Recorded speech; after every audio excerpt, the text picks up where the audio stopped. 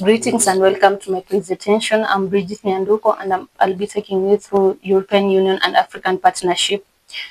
Let's look on the background of the partnership. The partnership between European Union and African is one of the most institutionalized intercontinental relationship in global politics. The European Union consists of 27 European countries that cooperate in economic, political, and security matters. On the African side, cooperation is mainly coordinated through the African Union, which is AU, which presents 55 African states. The relationship has evolved from colonial era ties, political post-independent development cooperation, trade agreements to strategic political partnership. Let's go into detail to see the historical evolution of European Union and African relation.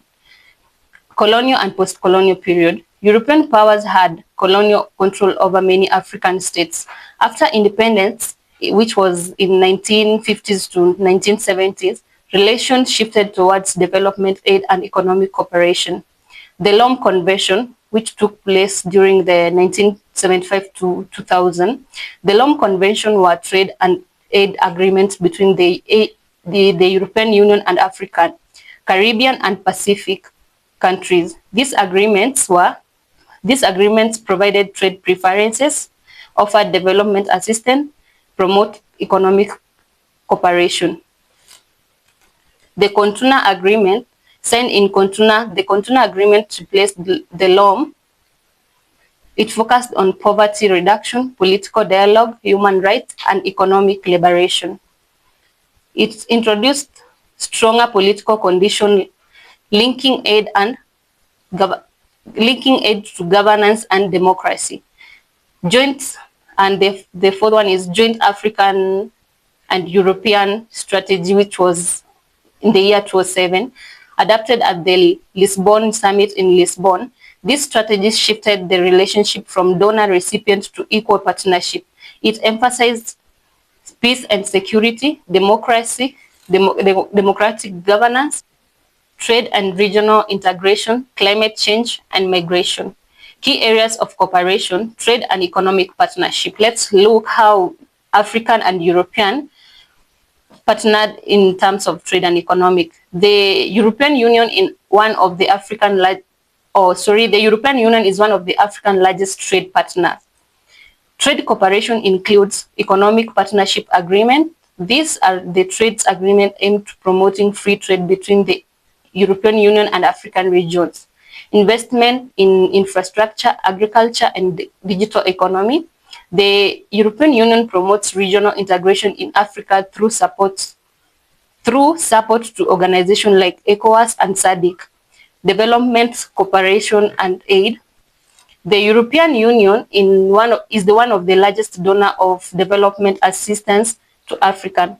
Funding mechanisms include European Development Fund, Global Gateway Strategy. The Global Gateway aims to mobilize investment in energy.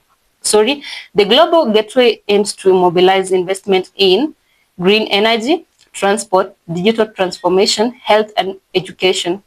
Peace and security. Peace cooperation includes conflict prevention, peacekeeping support, counterterrorism. The European has supported African Union peace operation, including mission in Somalia and Sahel region. For example, the European Union mission has supported stabilized effort in countries like Somalia and Mali. Migration and mobility. Migration is a sensitive political issue in European Union and African relations. Key elements: tackling root causes in irregular migration, border management, legal migration pathways, return and readmission agreements. The European Union has worked with North African countries to control migration flow across Mediterranean. Climate change and environmental cooperation. Africa is highly vulnerable to climate change. The European supports renewable energy projects, climate adaptation programs, sustainable agriculture. The partnership aligns with global climate agreements and promotes green transition.